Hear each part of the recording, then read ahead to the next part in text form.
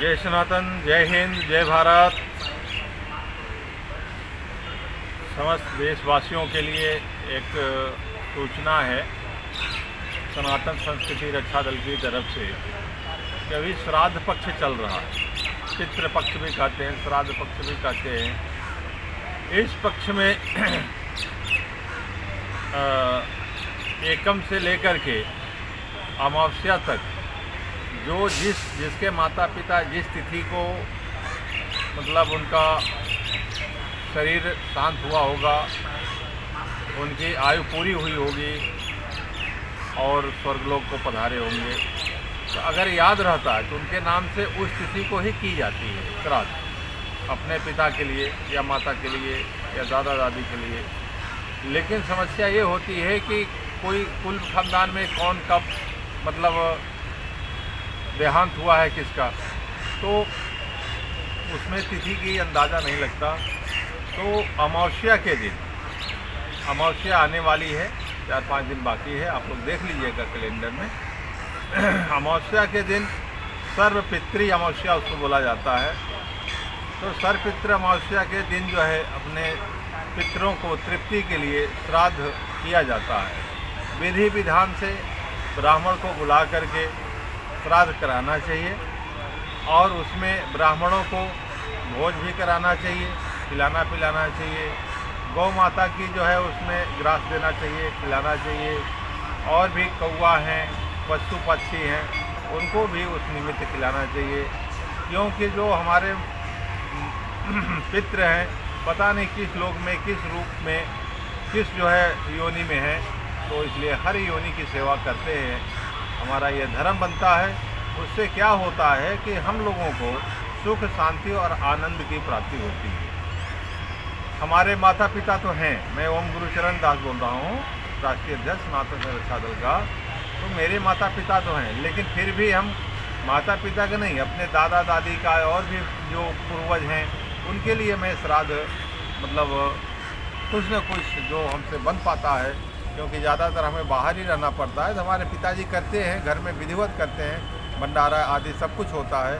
लेकिन फिर भी मैं जहाँ कहीं भी रहता हूँ तो वहाँ से कुछ न कुछ अपने पितरों के लिए करता हूँ। श्राद्ध पक्ष में ज़्यादा से ज़्यादा जिस दिन श्राद्ध किया जाए उस दिन ज़्यादा से ज़्यादा लोगों को भोजन कराएं, ब्राह्मणों को भोजन कराएं, पशु पक्षियों को भोजन कराएं, गौ माता को भोजन कराएं। और इसके बाद अगर वो ना हो तो एक भगवद गीता का 7वें अध्याय का पाठ करें, महात्म्य से। 7वें अध्याय का पाठ करने से भी मातृ पितृ का और कुलों का मतलब एक श्राद्ध का वो मान लिया जाता है। भगवान उसमें बताए हैं, कहे हैं कि 7वें अध्याय का पाठ करके और अपने पितरों को अर्पण करें। तो ये अगर आपके पास कोई बहुत व्यवस्था ना हो तो इसको भी करके अपने श्राद्ध को पूरा कर सकते हैं। सूर्यनारायण को जल चढ़ा दें, गौ को मतलब हरी घास खिला दें, इतना तो कर सकता है आदमी। या सूर्यनारायण के सामने जो है हाथ जोड़ करके प्रणाम कर लें। यह इतना करके अपने माता पिता यह पुण्य मतलब अपने पूर्वजों को अर्पण कर दें। हाँ, अपने पितरों को अर्पण कर दें, जो उस दिन का पुण्य हो आपके भगवद गीता का और भी जो सेवा किसी का खाने पीने भंडारे का जप ध्यान का जो भी सेवा हो उसका अपने पितरों को अर्पण करेंगे तो पितर आपके खुश होंगे, प्रसन्न होंगे। और प्रसन्न होने के बाद आपको आशीर्वाद देंगे तो आपके घर में धन धान्य मतलब संपन्नता रहेगी, आरोग्यता रहेगा। और आपको भाई पितर हैं, माता पिता हैं, तो पूर्वज जब अपने आशीर्वाद देंगे तो आपको मतलब हर तरह से सुख शांति मिलेगा, आनंद आएगा और लगेगा। जिनके घर में पितृ दोष होता है, माता पिता के या किसी मतलब पूर्वजों की मतलब श्राद्ध नहीं की जाती, वो काफ़ी दुखी रहते हैं, बीमार रहते हैं, परेशान रहते हैं, उनके काम धंधा आदि सभी चीज़ों में परेशानी रहता है। यह जैसे कुछ लोग बीमार रहते हैं, समझ नहीं पाते कि हम क्यों बीमारी है, क्यों हमारा समस्या चल रहा है। ऐसे भी होता है कि आपके पितृ दोष होते हैं, पितृ आपके दरवाजे पे आते हैं, उनको जो चाहिए हाँ तो नहीं मिला तो श्राप दे के चले जाते हैं। तो यह पितरों की मतलब उद्धार के लिए और अपने कल्याण के लिए श्राद्ध पक्ष का महिमा है। श्राद्ध पक्ष में आप जो है अपना पितरों का जो भी हो सके उनकी श्रद्धा भक्ति से सेवा करें और जो भी ब्राह्मणों को संतों को, महात्माओं को आप दान दक्षिणा देंगे, खिलाएंगे पिलाएंगे तो आपके पितरों को संतुष्टि मिलती है और सुख मिलता है, आनंद मिलता है। और उस दिन जो है बाल का मुंडन भी करा लेना चाहिए तो ज़्यादा अच्छा रहेगा। दाढ़ी बाल बनवा करके मतलब क्षौर क्रिया का भी आयोजन है, वो दिन करके या ये सब कार्यक्रम करके आराम से जो है वो विधि विधान जो है ब्राह्मण बता देंगे कि आपको कैसे करना है, उस ढंग से कर लीजिए। और नहीं तो आपको जैसे हमने बताया कि सूर्य नारायण को जल चढ़ाइए, उनको प्रणाम करिए, भगवत गीता के 7वें अध्याय का पाठ करिए।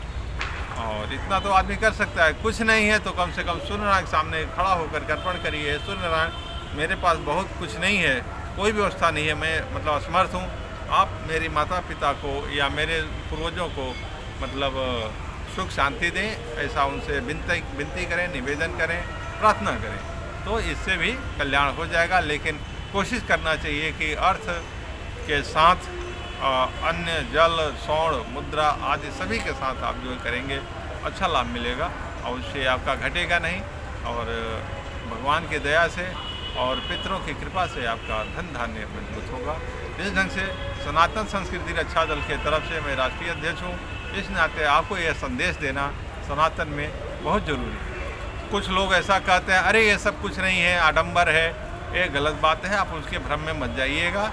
आप हिंदू हैं, सनातनी हैं, इस बात को करने से बहुत सुख शांति मिलती है, आनंद आता है और आप सदा सुखी रहेंगे। नहीं तो कुछ नहीं है, कुछ नहीं है, जैसे कि कहा गया कि आप रोड पे चलिए, ब्रेकर है, रोड लाइट है, उसको मत मानिए तो एक्सीडेंट होगा। ऐसे ही कुछ भी काम करेंगे जो विधि विधान लिखा हुआ है शास्त्र में, उसको नहीं मानने से अपना ही नुकसान करता है आदमी। शास्त्र को क्या है, सूर्य नारायण को जल देते हैं तो सूर्य नारायण थोड़ी आपसे मतलब ऐसा कि आप जल देंगे तभी वो मतलब जगेंगे या धूप देंगे, ऐसा नहीं है। लेकिन आप उनको दे करके, जल दे करके, तुलसी माता में जल दे करके अपनी ही तृप्ति करते हैं। इसलिए अपने सुख शांति पाने के लिए श्राद्ध पक्षी की महिमा है। श्राद्ध पक्षी की महिमा में श्राद्ध का जो किताब होता है और तमाम शास्त्र हैं, उसको भी आप अध्ययन कर सकते हैं, ब्राह्मणों से अध्ययन करा सकते हैं, पूछ सकते हैं, समझ सकते हैं, या अपने आप को जानकारी हो तो अपने माध्यम से आप करें, इतना जरूर करें, लेकिन श्राद्ध करें। हमारा कहने का मतलब ये है, आपसे निवेदन है, सभी भारतवासियों से मेरा विनम्र निवेदन है कि श्राद्ध पक्षी की महिमा है, श्राद्ध में श्राद्ध करें। हो सके तो 15 दिन मतलब अपने व्रत का पालन करें। 15 दिन आपको कम से कम ब्रह्मचर्य का पालन करना चाहिए। ब्रह्मचर्य का पालन इसलिए करना चाहिए कि अगर आप ब्रह्मचर्य का पालन नहीं करते हैं तो उसमें जो भी मतलब पति पत्नी का सहयोग से जो वीर्य निकलेगा, उस वीर्य को पान करना पड़ता है पितरों को। इससे आपको आशीर्वाद नहीं और श्राप ही देंगे, तो ऐसा काम क्यों करें। ऐसे मतलब श्राद्ध पक्ष में ऐसे कर्म न करें, संयम बरतें और उससे आपको बहुत ही आनंद आएगा, शरीर की पुष्टि होगी।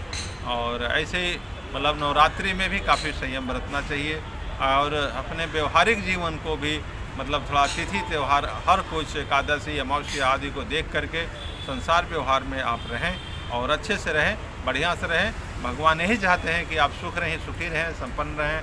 गुरु भी यही चाहते हैं, ईश्वर भी यही चाहते हैं, प्रकृति भी यही चाहती है। लेकिन अपने कर्म गलत होते हैं तो आदमी दुखी होता है। तो मेरा कहना ये है कि आप शास्त्र सम्मत कार्य करें, शास्त्र सम्मत जिए, शास्त्र सम्मत रहें। मेरा ये नहीं है, आप शास्त्र देखिए ना, जो संत महात्माओं का निर्देश है उसको देख करके उस हिसाब से लिए। मैं राष्ट्रीय अध्यक्ष सनातन रक्षा दल, मेरा मोबाइल नंबर है 9651939344 और दूसरा नंबर है 63 98 28 55 26। और सनातन संस्कृति रक्षा दल को आप संगठन को मजबूत करिए, तन मन धन से मजबूत करिए, ताकि सनातनी व्यवस्था आपको पूरे भारत में संपन्नता देने के लिए, सुख शांति आनंद देने के लिए एक अपना मतलब राज्य की स्थापना कर पाए। इसमें आपका तन मन धन से सहयोग की अपेक्षा हम करेंगे।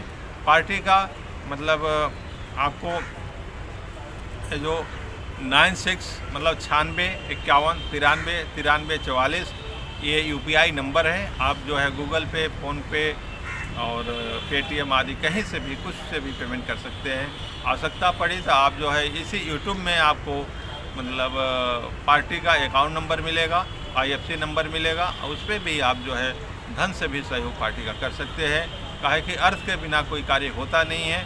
पार्टी सभी पार्टियां कहीं न कहीं से जहां उनका ज़रूरत है वहां से धन लेती हैं तो कार्य कर रही हैं। और मैं भी चाहूँगा कि आप मुझे सपोर्ट करें, सनातन को सपोर्ट करें, तो सनातन आगे बढ़ेगा। धन्यवाद। जय हिंद, जय भारत, जय सनातन। नमस्कार, नमस्कार। सीताराम, सीताराम।